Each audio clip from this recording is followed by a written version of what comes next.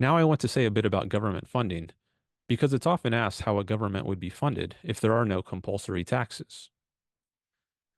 If you think it's unlikely that voluntary methods would generate sufficient revenue to fund the government, I would agree with you, if you're talking about today's government. But I think today's government is massively overgrown and far from capitalist. If the government were cut down to what I think is its proper size and function, if there were no massive regulatory bureaucracy to fund, if there were no multi-billion or trillion-dollar government programs like Social Security, Medicare, and public education, if the only government functions were police, military, and courts, which is about all there should be on Rand's view, the government would be much easier to fund in a voluntary way.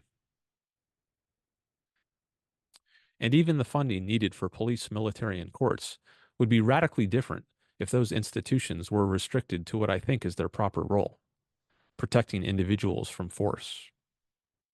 For instance, the military would only engage in wars of self-defense, and its operations would consist of swiftly and decisively defeating the enemy, not hanging around for years or decades to engage in multi-billion dollar projects of nation building. Nor would billions of dollars be spent on a war on drugs, at home and abroad, in order to stop adults from voluntarily using drugs. Drugs would be legal, just as alcohol is, or at least has been since the repeal of prohibition. Forcibly stopping adults from producing, selling, possessing, or using drugs or alcohol, and then imprisoning them, reverses the proper function of the police or military, turning them into initiators of force rather than retaliators.